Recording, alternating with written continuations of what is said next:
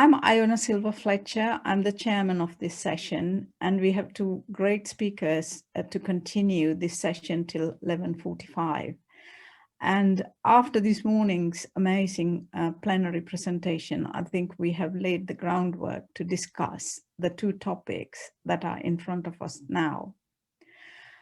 I will start by introducing our first speaker today, who is Dr. Eileen Kennedy, who will talk about the matter with interaction, supporting a pedagogy of care for online learning and teaching. Eileen is a senior research fellow at UCL Knowledge Lab. Eileen's research focuses on ways of enhancing and sharing practice in online and blended learning, and also focus on realizing the transformative potential of digital technologies for higher education. And she concentrates on using digital education to build inclusive prosperity in the context of mass displacement.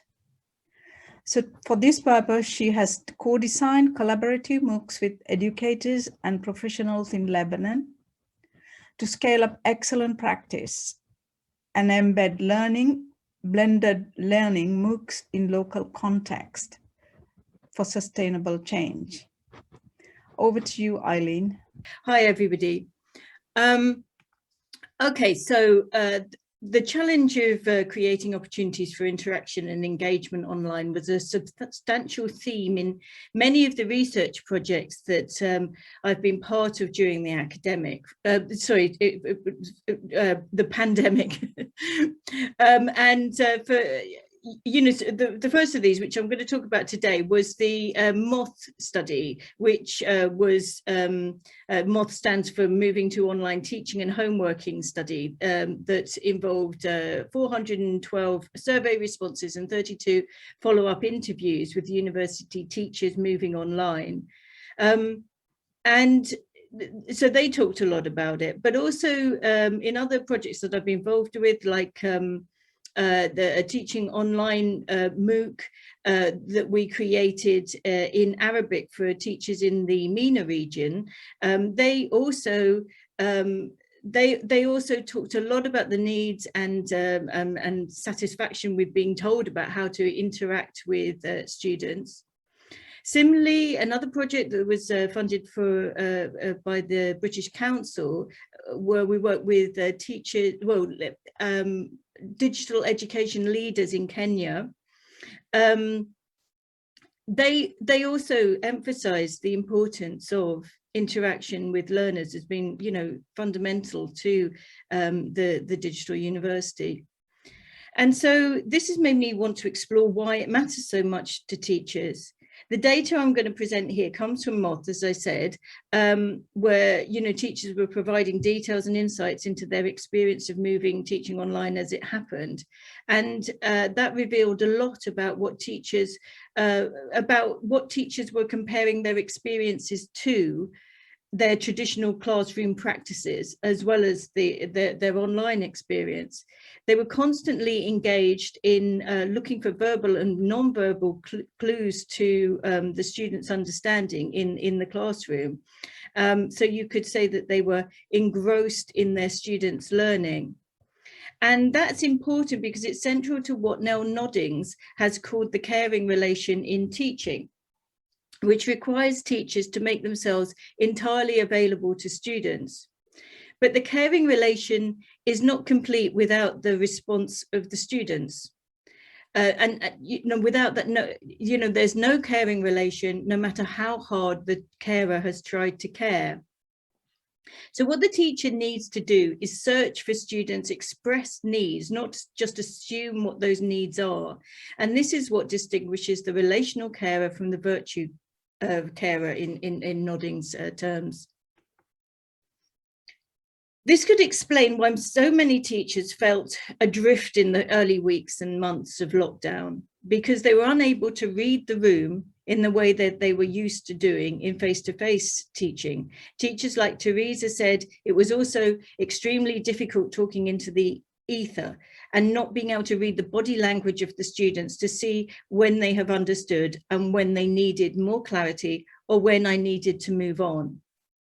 And when students didn't put their cameras on, which they have legitimate reason for not doing, it made the process so much worse.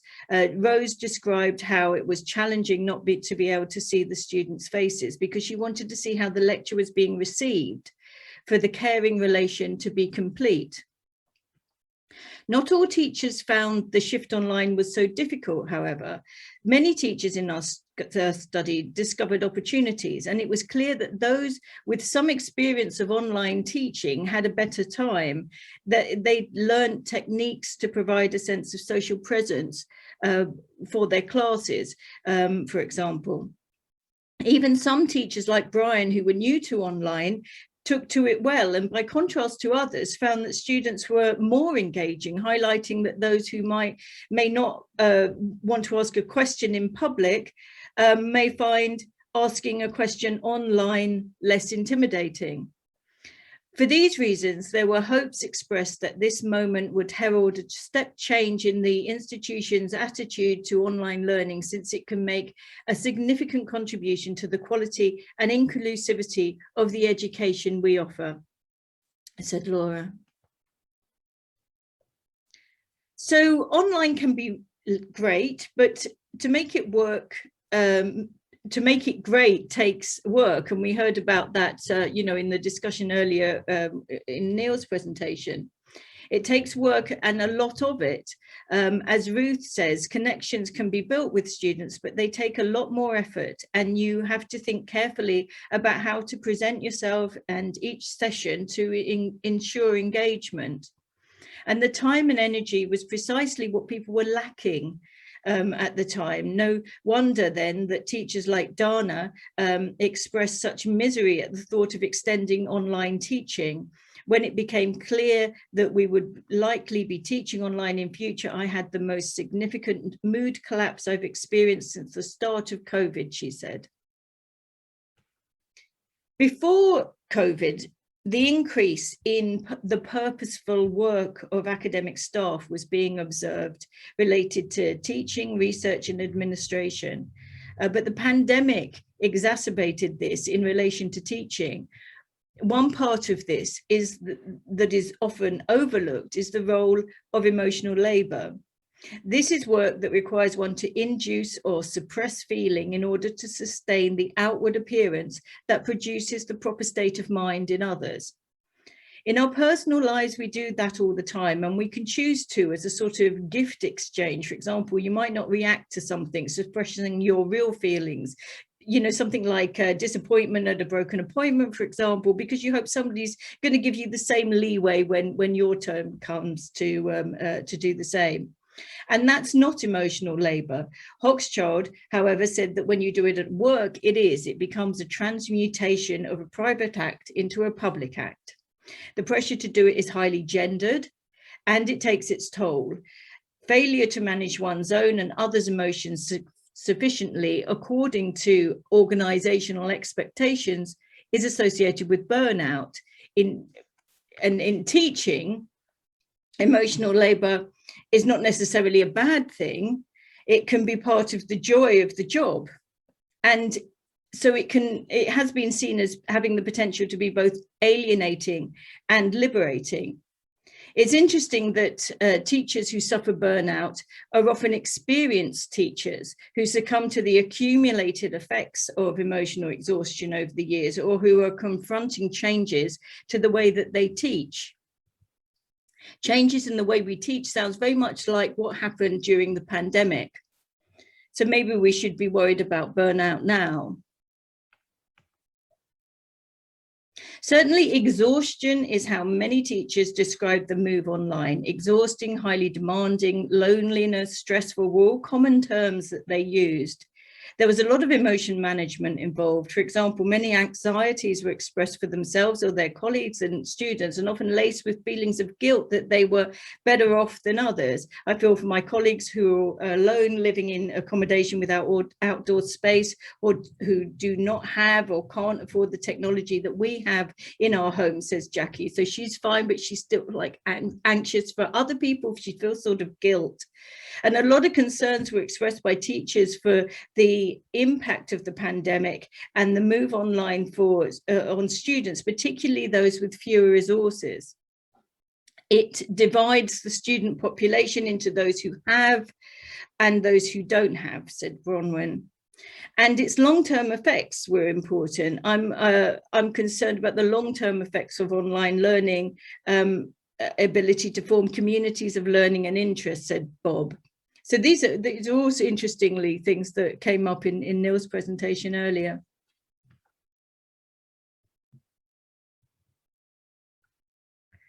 It was possible also to detect an increase in emotional labour in terms of, I suppose, straightforwardly providing pastoral care or emotional support to students, which meant that many participants noted that tutorials took much longer online. Some people found the whole experience of online tutorials more difficult. Some people felt that they were less about teaching than providing support, and others highlighted how difficult it was to do anything with, when it came to teaching, because of the living and caring situations that they found themselves in. So having to present themselves as professional online in the context of the pandemic involved a lot of emotional management. But it wasn't just in terms of that more straightforward emotional support where it's possible to detect emotional labour. It's also observable in the frustrations that teachers expressed in not being able to achieve the same kind of interaction online as they were used to face-to-face. And the emotional language involved shows how this was felt by teachers. To give you a sense of how this was lived, how this was experienced, here are two accounts from different teachers. Lawrence is teaching a practical subject where being in the same place as the student was central to his pre-COVID teaching experience.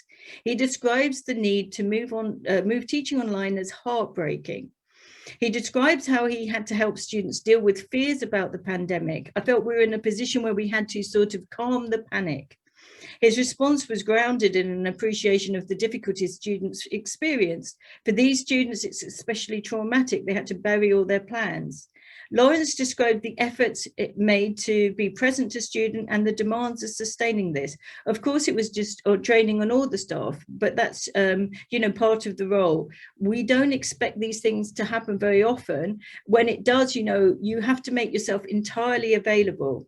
And note that he's using precisely the language of caring pedagogy that Noddings describes. So he goes on, so we taught online, we had extra tutorials, but you can't maintain that level of presence. It's too much for us as members of staff, indicating emotional exhaustion. Lawrence described the pedagogy used in his discipline, which emphasized communication and making things. One of the things we're invested in, he says, is building a group spirit and having a really strong sense of a cohort spirit. And the other is model making, to build the confidence in expressing themselves, with their hands.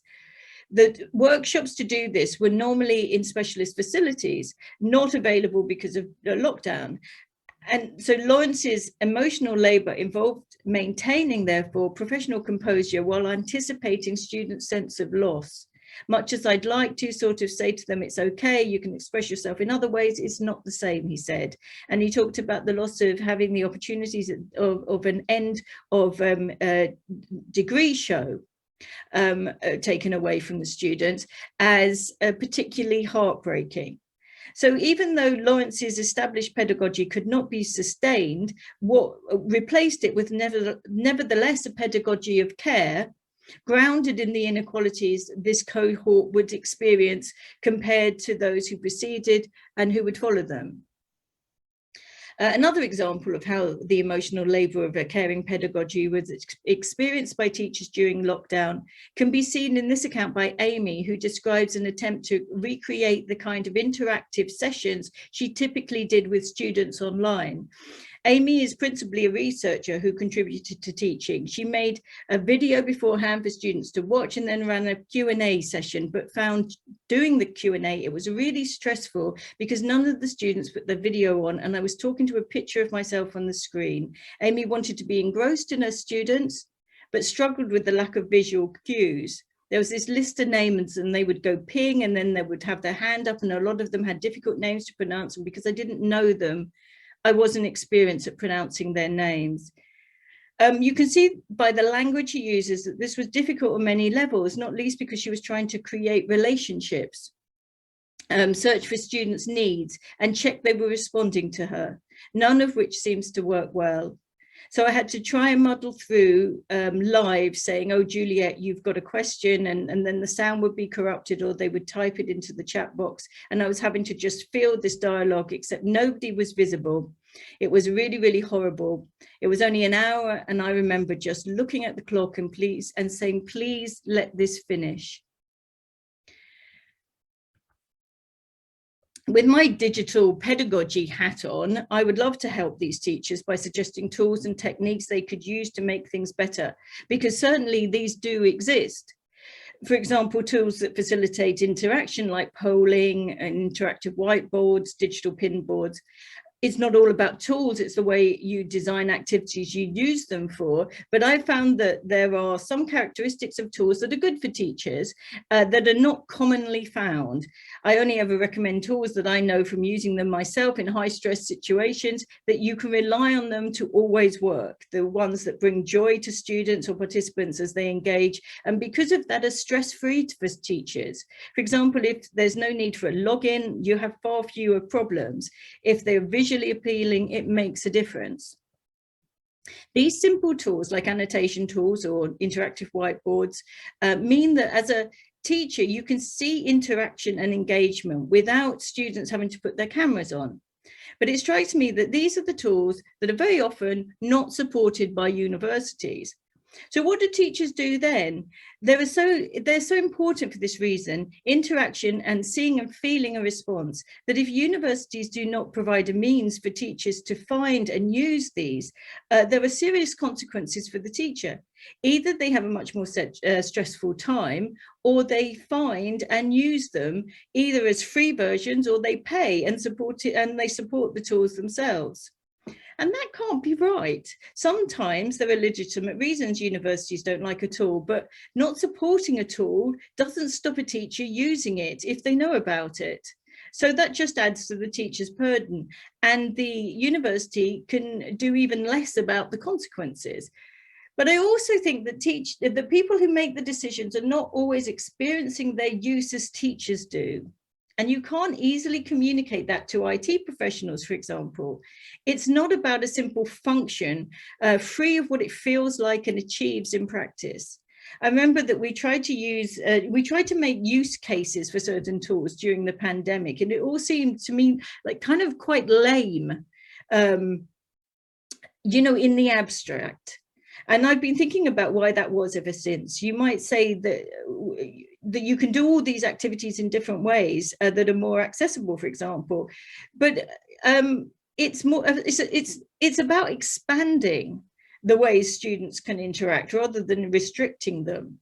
And so, of course, there always should be more than one way to engage in an activity, whatever suits the students, but we've got to work to entice them to engage. They won't do it otherwise, with negative consequences for them and for the teachers. So to conclude, I'm saying that the emotional labor of online teaching needs to be acknowledged and supported by the institution, because the burden of caring is often shouldered by the least powerful. And universities' decisions about what technology to invest in should not take place without meaningful considerations of what teachers are using in practice. Decisions should be made by people who actually do teaching of students. This means that technology procurement decisions should not be led by function without attention to feeling. And the emotional labour involved in adopting a caring pedagogy online needs also to feed into discourses in the media and be acknowledged by parents and students, particularly in the light of campaigns for fee reductions, because online is deemed to involve less than face-to-face. It's in the interest of universities, after all, to celebrate the pedagogy of care and emotional labour of teachers who are teaching online. And so that's it. Thank you. Thank you very much, Eileen. That's really interesting data from teachers directly coming at this time of jumping onto online teaching without much preparation at all. What we can do is take a couple of questions. There have been a couple of points raised and questions here, and then move on to the next speaker. And then we will have right at the end more time for a joint discussion. So I will take the comment from Uwe Matthias Richter. He says, I agree that there are a lot of ways and tools that support active learning, but isn't the main challenge that many teachers are challenged because their digital literacy and fluency is not sufficient? Well, you know, I have introduced lots of tools to many teachers all around the world. And if the point is that if the tool is really easy to use, then teachers can get it. And so can students. We shouldn't be using tools if they require complex digital literacies, I think, to use. You know, we need to be using the intuitive tools. And so therefore that should be the precondition for getting a tool, for using it. It's, and again, you know, that's not about function. Well, it is about function because it's but it's the ease of the function that is actually more important than you know. Well, it's both things, but you can see what I'm saying. Yes, I agree. There are some tools that are very easy to use. I've used myself some easy ones, and then also that are very technologically challenging for And if you introduce a tool to a teacher and they find it difficult to use, or the students find it difficult to use, then that's it. They're never going to use it again. So it doesn't matter what it can do, you know, because so you can have a load of tools that you support as a university, but if teachers are not using them, they're as good as not being there.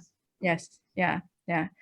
So I think there's another comment about that it's great to acknowledge emotional labor, because this is the right term, the emotional labor of teachers. And as Neil said this morning, teaching, if we do active teaching, we should be exhausted at the end of it. And I think we are all exhausted by not only by teaching, but also by the sheer frustration of the points you raised about not seeing the students, don't know the silent students who are dropping through, and so on. So I think I'm going to leave some of the other questions to the end of the session, and we will move on to the next speaker, who is Oscar Mwaanga. Oscar will talk about the conversational model as a framework for rethinking teaching, learning, and decolonisation. Oscar is the program director for the postgraduate certificate in international sport management and innovation at the University of London Worldwide. He's also a sport policy consultant for the African Union and a visiting scholar at a number of universities, including University of Tsukuba, Japan, University of Ibadan, Nigeria, and University of Zambia. Oscar's research and his practice is in the decolonisation of higher education sports education, and takes an active role in promoting work towards decolonising the distance learning curriculum of University of London Worldwide with the support of the CDE. In the field of sports for sustainable development, Oscar advocates for the novel pedagogy called physically active teaching and learning. Physically active teaching and learning focuses on the harnessing fun, physical activities as modalities for learning, and promotes health via increased physical activity. Over to you, Oscar.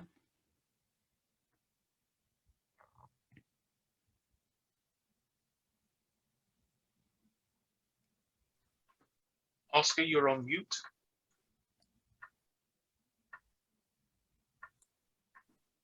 Okay, I'll say that again. So thank you very much, Ayona, for the kind introduction. And thank you so much to everyone attending our presentation today. As has already been highlighted in the introduction, I will be talking to you about a review of our program that we're trying to implement, that we're starting to implement at University of London Worldwide. Oscar, can I quickly check with you? Can you put on the slide mode? Because at the moment we are seeing a PowerPoint presentation, not in the slide mode. Okay. You go to the bottom here. There's a on the bottom. Yeah. Right. It's the third. Yeah. One to the right. Yeah, that one. Yeah, that's right. Okay. Oops. Yeah. Thank you. Okay. All right. Is that better now? Yes, that's better. Yeah. Thank you. Thank you very much. So as I was saying, so this discussion really is just to invite you to a process that myself and my colleagues in the program are involved in. And this program is the International Sport Management, which was introduced 2 years ago. And that is when I joined the University of London Worldwide. So I am a newcomer in distance education. So I welcome your expertise as I engage with you today. We're trying to look at the performance of our program for the past 2 years, and we're asking ourselves a question: how can we really rethink teaching and learning and the whole discussion around decolonization, so as to improve the learning of the learning experience for our students. Just to give you a quick introduction about our program. So our program is done in partnership with the World Academy of Sport, which is an industry partner that is a world leader in sport education. So they help develop material, and we are the ones that are creating the qualification. So when we started the program in September 2020, we had 11 students, and we've grown to 88 students coming from 50 nationalities, and this adds to the 50,000 plus distance students already at the University of London Worldwide. As you can see, those are my colleagues on the screen there that involved with me on this program, and they all have very interesting backgrounds in terms of what they bring from the practitioner and industry background, but from an academic background and the understanding within sport, the industry of sport. But they also buy into the conviction that we are all learners, that we are all collaborative learners in this process, and we're learning from each other together with the students. So there is a lot of buy-in into the philosophy of what we think around collaborative learning, that we are best as teachers when we are learners. So the program has this mission to empower students to become independent, lifelong learners. Now, this entails for us that the program actually is student-focused, that we are going to continuously try to decolonize our curricula, which is really focusing on two aspects: the curricula and the pedagogy. So in terms of the curricula, we're really looking at the content that we teach. What is in that content? So we're asking the what question. We look also at the pedagogy, which is the whole design of the program, what we include in there, and also why we teach the way we teach. And I think this also brings in the issue of what do we believe education to be all about. So when we launched the program, we started with a few modules, and coming to the end of August, we are ready. We are now going to implement all the 6 modules. And so 5 of these modules we're going to try and engage into a conversation with colleagues, students, technology, learning technology colleagues, and then tutors, to try and understand how can we actually start to improve the learning experience for our students.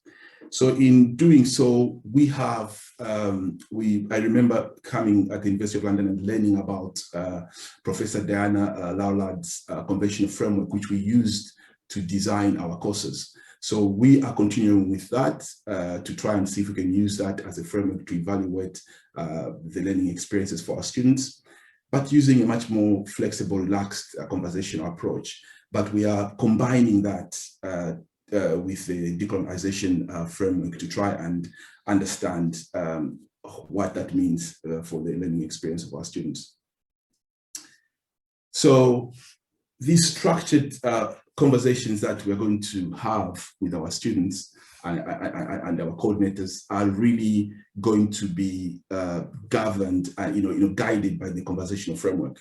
So the conversational framework will be used because somehow it does give us that opportunity to get into some specific learning types, to try and understand how our students experiencing learning through the different learning types, which I will highlight, and I'm sure many of us are aware of them.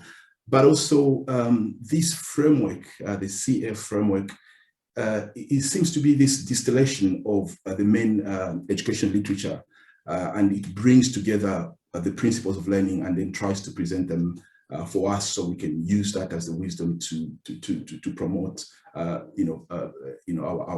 learning experience for our students.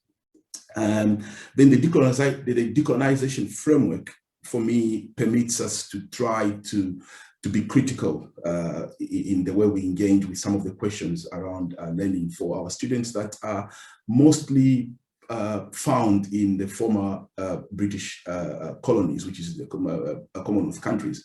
So how do they experience learning with this unique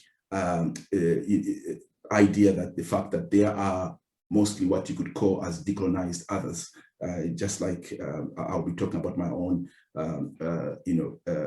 positionality in this experience. So decolonisation framework helps us to understand the questions of learning by including issues of power, by bringing into focus issues of culture as well. So decolonisation, what does it entail? So when we talk about decolonising the curriculum, what does it entail? So I want to start by saying and acknowledging that decolonisation is a very highly contested term. And what is important for me coming into this space is to say that it's important for us to be explicit by what we mean by decolonisation and how we are going to use it to explain, how we're going to use it to actually proceed with the interventions that we make. So for me, decolonisation has to do with a clear reference to the history of colonization, which is over 500 years of history. It has to do with the fact that we do our work within a global economic system of capitalism, which favors the global north and sometimes doesn't favor the global south, that the issues of colonization actually are international. The fact that what we experience at the local has got, is linked with what is experienced globally. That the whole idea of colonization has to do with the coloniality of power and how that impacts the contemporary power relations today. So when we experience inequalities in our present time, we don't just end up by making the analysis of the now, but we look at the history, we look at the international dimensions, and we look at the culture as well. So as well, for me, when we talk about decolonization, decolonizing the curriculum, I think of empowerment, not really from public discourse, but from a very critical sociological perspective, to say that how does the experience, the design of our programs, the curricula and the pedagogy actually empower our students? And by empowerment, we mean how does it increase their control to learn? How does it increase their voice? How does it increase the control over their own identity? And then we bring in this idea of does our curriculum actually enhance the humanization of our students? Now, by that, I mean that the 500 years history of colonization actually has to do with this with a lot of concepts which emerge around epistemic violence, for instance, and epistemic marginalization. And this is really the idea that the way we teach, the way we research, creates others in a particular way, which makes it very easy for them to be dehumanized. So the question that we ask is, does our program actually allow for a humanizing experience, that when they come to us, their voice, their invisibility can be enhanced through our interaction with them? So just to talk a little bit and highlight an example of epistemic violence and the dehumanization that is associated with colonization. So you could say, you could look at this historical example and say, so historically, early sociologists in Europe used reports on Aboriginal people as an example to support their theory on evolution and the rights of humans. Now, the data was used by white male intellectuals and returned to Australian context and interpreted through Eurocentric lens. For example, M.L. Durkheim claimed in his book, The Elementary Forms of Religious Life, that Aboriginal people practice the most primitive forms of spiritual belief globally. This has since been disapproved by academy, which now acknowledges that Aboriginal spirituality is extremely complex and informs highly structured forms of things such as social organization, environmental management. Now, Durkheim's work dovetailed with the theory of evolution by Charles Darwin, which created a hierarchy of cultures with Aboriginal Australians at the very bottom of this hierarchy. So Darwin was very derogatory to Indigenous people globally, using the terms like savage, primitive, hostile, miserable, filthy, to describe Indigenous people. As a consequence of these theories, it was seen as natural for Indigenous people to die out of to die from European colonization over time. The perspectives put forward by people such as Durkheim and Darwin came to be seen as fact representations of Aboriginality being inferior and justifying the disempowerment of people of Aborigines, people of Australia. So the impact of such scholarship, which is poor scholarship, so to say, has led to an experience of dehumanization. And we can also look at several examples of how that can even happen within the field of sport, for instance, where the literature in the sociology of sport has depicted, for instance, Black athletes as being more physically, talented and gifted. Therefore, they take more physical roles. And then we don't see the presence of Black athletes in positions of power within the sports industry. So this has implication in the way we design our courses and the way we run them. So one of the other things that I highlight on the slides there is that we want to see a curriculum that promotes plurality. So this is really the idea of epistemic diversity. And also add on to that, what I like to think of as scholarly imagination. So what do I mean by that? So the idea that the curriculum is dominated or is a hegemony of Western canon epistemology is a known fact. What we look at decolonization is to decenter Western epistemologies so that the center really is not held by a particular epistemology, that we are all collaborating around the center. We are all building each other's knowledge, and then we are appreciating the provacity of knowledge as opposed to one form of knowledge dominating the discourse. So, and also this idea of scholarly imagination, that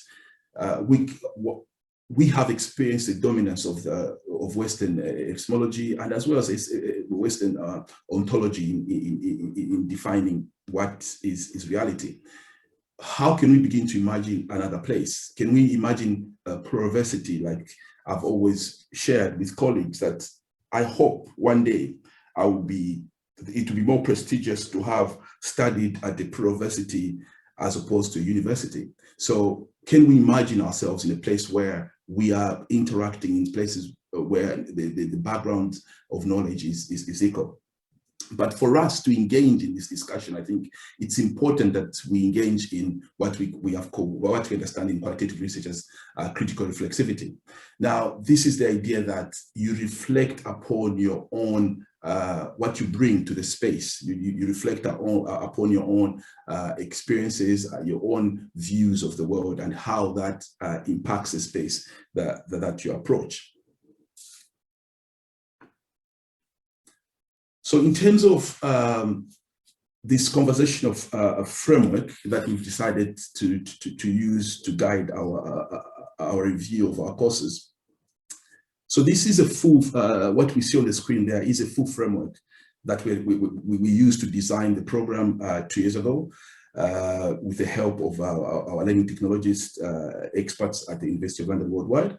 But as you can see, it's really a complex picture of the learning experience. But the process of teaching and learning is highly complex activity, and the diagram is about as simple as it could be expressed. So it starts with the learner at the center. So learning is an activity that develops both concepts and practices. It's what we do throughout life. We develop a concept which generates an action and a feedback on that action that modifies or refines the concept to generate better action that gets better feedback. And so the concept and practice can assist each other in developing the learner over time. But we go back to this whole picture, and then what we see is that fundamentally the process of developing and integrating concepts and practices is what we try to use for learning in formal education. So we sort of like steal this idea from informal learning, but we try to really focus on what it means to when we integrate concepts and practices. So here, as you can see, the learner can get help from the teacher, which is on top here. So the learner can get help from the teacher. And then on the other hand, the learner can get help from the peers. So this is very important for us, that this learner, who sometimes we call an independent learner, can actually understand and appreciate that they can get help from the two sides. So at the upper part of this diagram, you see that the framework highlights how the learner and the teacher communicate about concepts, and the learners also do the same on the other side. At every interaction, there is an opportunity for concepts to develop. And at the lower level, teachers, the lower level of the diagram, the teachers and the students share their practice through actions and feedback in a spatial learning environment. And I underline there, underscore spatial learning environment. Again, all these interactions are an opportunity for practice to develop. And if a learning environment is quite challenging, then to get the best feedback, the learner has to integrate concepts and practices that when the learning process really begins, that is when the learning process really begins to benefit the students. So it's really about not just teaching, but it's really thinking about the learner and how the environment we create for the learner actually is challenging enough for them to be able to interact the concepts and the practice. Oscar, I'm sorry to interrupt. You have 2 minutes left. Okay, so we are very familiar with the learning types that follow from this model. So due to time pressure, I'll just move on to show you what we're trying to do with these learning types. So on this, the diagram that you see right now is that you have the learning types there that come from this conversational model, and we have I won't go through all of them. And then we have on our VLE those activities to match those learning types. I'll just go through one example of what it would take to engage the decolonizing framework and add it on to the conversational framework. So when we talk about acquisition, for instance, one of the prompts that I'll be having in conversation with colleagues will be the question, do we have non-white presenters when our students are listening to lectures, when our students are watching webinars and are following podcasts? What is the content showing us? But critically, what is the content not showing us? and why is that the case? So you can go through so many other critical questions using the decolonising framework. For instance, in terms of inquiry, when we send our students to do some research activities in the library, which is much more active than just acquisition, we ask the question, what has been the colonisation of inquiry? How has colonisation affected inquiry over time and even in the present days? Who is researching and who's being researched? So I'm really rushing through this, but as I just go to the last slide here, and just to say that we can go through all those learning types and use a decolonising framework to actually flip the script, to start to ask questions that maybe can be uncomfortable that we don't ask about. But these two frameworks allow us to get into a very structured conversation, B, into very specific interventions. So 3 points that are there on the screen are some of the generic questions that you can ask without even going to the specific ones. We can ask about to what extent is our program empowering and humanizing through those learning activities? What about this issue which has been spoken about so much about digital literacy? How does the idea that the global south is left behind in terms of digital literacy, as we have seen, and how does that impact our design and delivery? What about contextualization of what we do globally, historically, in terms of gender and in terms of power relations? So to quickly conclude, the framework that we are going to be using in our conversation hopefully is going to give us that structure so that we can progress forward with a good review where we're going to have our students as well involved, but also to allow us to get into the difficult conversations, because without the difficult conversations that are associated with inequalities that are propagated through this coloniality, we can't make progress for the learning experience for some students that are like myself, coming out of Zambia, my native country, not having historically the opportunities to learn that the Global North counterparts do have. So the conversational framework, like I said, permits us to go into these specific interventions via the learning types. The decolonisation framework allows us the criticality to ask about context, to ask about power, to ask about these inequalities and how we can address them. And the framework, as I would like to end here, is really a work in progress.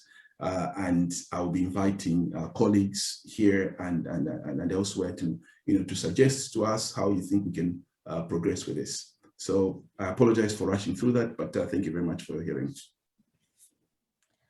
Over to you, Ayona. Yeah, thank you. Thank you very much, Oscar. It's an excellent presentation linking conversational framework, how to use that to introduce decolonization and asking the critical questions that you showed us.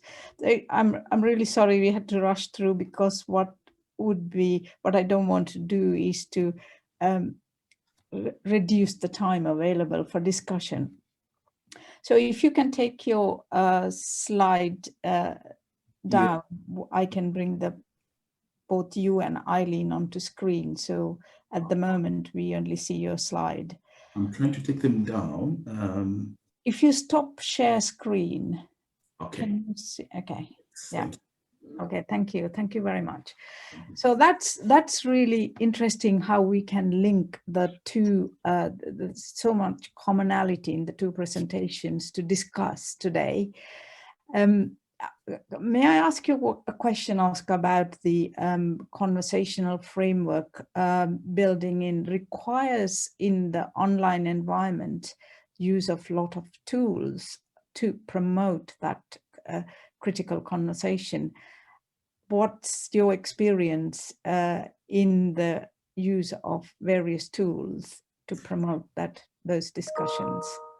Okay, yeah, so thank you very much for that question. I think Eileen did mention that you lose students because we have a wide range of students coming from different parts of the world with varying levels of digital literacy and accessibility. I think it's important that our measure starts with not leaving anyone behind. So that is our measure. So anything that is too advanced, that is too unfamiliar, we don't go into that territory. So over the past 2 years, we've introduced very, very basic technologies on our VLE, and gradually growing as we see acceptance from the students. So this year we started to introduce webinars and breakaway sessions, and we started to use Padlets for them to throw comments and then come back to the comments later. So we are getting, to see where the students are, but there is a very big disparity in terms of digital literacy. Yes, thank you. Now I will take a question from the Q&A box. There's a question from Fiona Prendergast about usability of tools. And the comment is, Moodle is incredibly non-intuitive. What is the solution if this is what we are forced to use? Eileen, would you like to comment on that? I don't know. This is the challenge that we're faced with. All the, for years and years we've been facing this challenge. I mean, I think probably the solution is perhaps in embedding external tools. But I see that there's another comment about third-party tools and the need to think about GDPR and the cost. And I'm not sure what about record keeping, what that means. But I think the thing is that institutions do need to recognize that this thing about usability, the thing about, how simple it is, like Oscar was just talking about here, I mean, these things are absolutely integral, and yet they're seen as if it's a kind of, I don't know, like a dispassionate, logical, balancing. But, when a teacher is there and a student is there and they're all trying to learn, they're trying to sort of do that learning thing. Actually, these things take precedence, I think. And what universities ought to do is to work with the people that provide the tools to make sure that they are what we need in terms of security, privacy, accessibility, and so on, and that they are intuitive, and choose the ones that are intuitive. I mean, the thing about the cost, like universities in the past would spend, millions and millions building physical buildings, but they only spend a fraction of that on constructing the digital environment. So I think that a lot of these priorities need to be rebalanced, and all we can do is just keep saying this stuff, because in fact it's usually not teachers, not the people that are using these things, that eventually make decisions about what is being bought. So maybe just we need to raise our voices. I don't know how much more we can do that, but I don't know if anyone has a solution. Perhaps maybe the vision should be to spend less on physical infrastructure and in the future, but that's for the future, in the 10-year plan, to spend more money on the digital infrastructure. Well, 10 years is a long time, though, isn't it, Ayona? And, as we found out, this stuff happened right now, and you need a solution right now often. Yes, yeah. Would you like to comment on that? Yeah. I think like Eileen has said, there's always been excuses historically when we needed to progress into the digital realm. Even what we're experiencing now, we always made excuses of, this technology for Zoom is going to fail us, and we're going to have this problem. But COVID said no to that. Said you got to move, you got to respond. And I think it's this whole idea that now we can't allow ourselves to be in a place of excuses. We have to respond, and digital infrastructure is going to be crucial going forward. So obviously the starting point is to understand it as much as we understand. If you look at our understanding we have in creating physical structures, we have to match that with our understanding in creating digital infrastructure as a starting point, maybe. Thank you. I want to take the discussion slightly to one of the points that you both mentioned, but it's really important. Eileen, you mentioned that in the digital space, some students are more confident rather than in the face-to-face context. They're more prepared to ask questions on the digital space. And you mentioned, Oscar, that non-native English-speaking students are disadvantaged on discussion forums because their fluency of writing is. So how does that work in the digital environment? Do you think it works on for both of you in the programs you run, teaching you do? Oscar, I'll ask you. Okay, I'll go for it. Okay. How does it? The question is. It's a challenge. It's a challenge. So on one side, it works for the native English speakers. They don't think about it because it has never occurred to them that it is actually a challenge. And for the students that are not native English speakers, they have to deal with the language and add on to that the digital illiteracy. So you have two levels of challenges there that if you put together, sometimes you draw the conclusion that says the student is not academically capable. And the one way for us to know that they are academically capable is to see how they're interacting on the activities that we set on the VLA. And if we can't do that, then that is a real challenge of how we can understand where they are.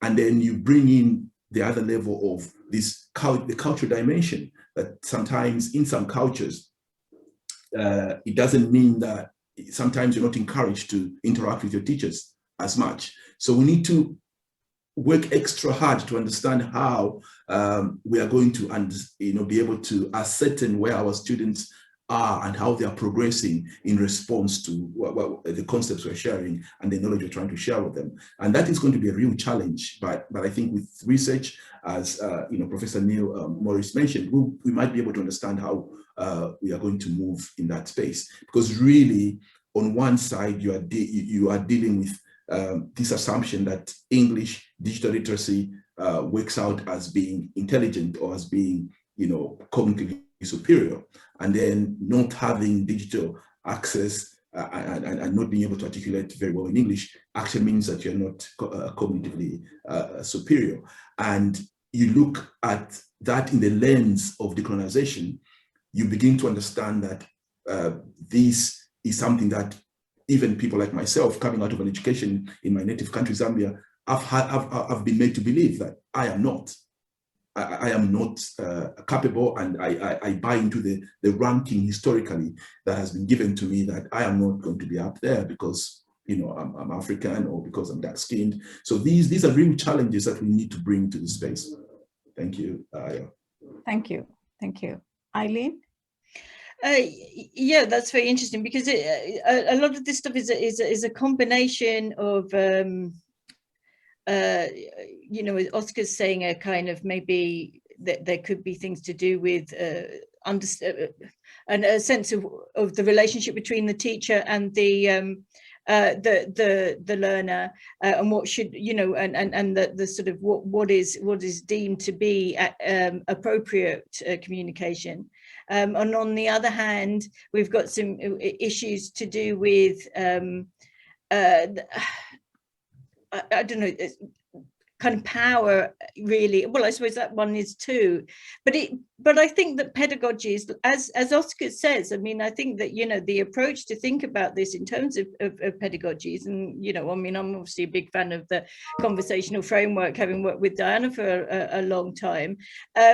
I think that's precisely the way to go. And I think that that's also something that we need to think about in relation to tools, because some of the things that make it difficult for students to engage, whether it be, feeling confident in writing English, or even having the bandwidth to be able to engage, can be dealt with through pedagogy. And it can also, and then the kind of things that I'm talking about with interactive tools, also can help. So for instance, you know, if you've got like a Padlet, you mentioned Padlets, Oscar, you know, where people are communicating by searching for an image somewhere, then, you know, that's not about writing an essay in a discussion forum. It's much more easy, much more immediate to engage. And it also happens asynchronously, so less heavy on the bandwidth.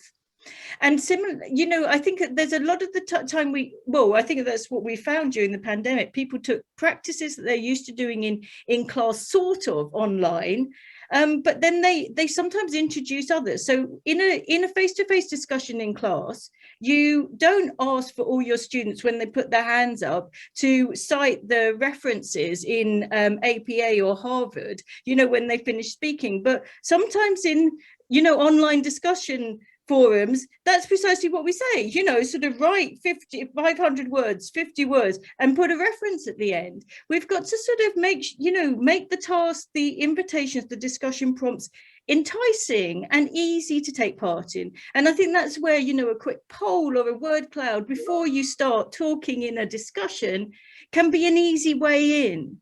So, you know, let's think about these things as being not rigid, but possible to deal with in terms of pedagogy.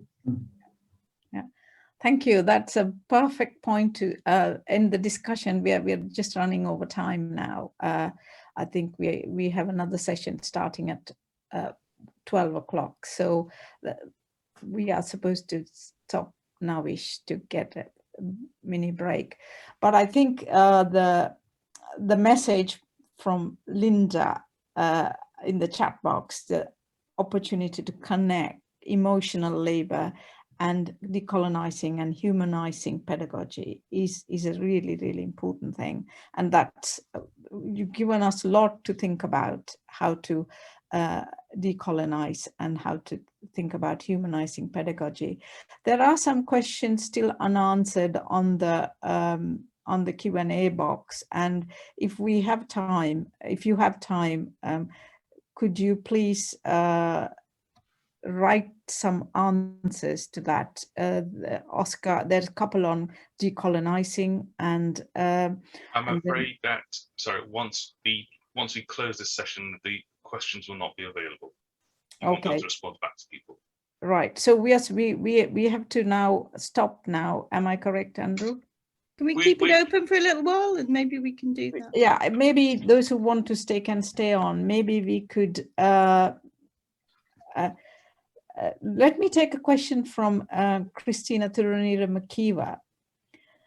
The discourse on decolonizing is largely focused on curricula, but is it enough to decolonize curricula without also decolonizing pedagogy? It is not. It's not enough. But it's comfortable, it's easy to do, because you're just going to the practical things. You're going to say the reading list has a few non-white authors, so bring in Black authors, bring in Asian authors in there. You tick the box. But fundamentally, pedagogy forces you to start asking the questions of what lands us to a place where some people don't have voices, some people don't have presence in knowledge development and in validating knowledge. Why do we actually have more white authors, and why is the discourse really just informed by Western epistemologies? So it is these questions that actually, well, as we begin to engage with them, that are going to help us to help our students, because our students, like, again, with my background, I'll be comfortable to be left aside because I don't feel I am the one that is chosen to actually be involved in knowledge development. Unless we engage in these questions philosophically, intellectually, we will not, pedagogy is what allows us to do that, not the curriculum. Okay, thank you very much. I think we should stop there now. And thank you very much, both of you. And this session will be recorded and will be available after the conference has ended. So thank you very much.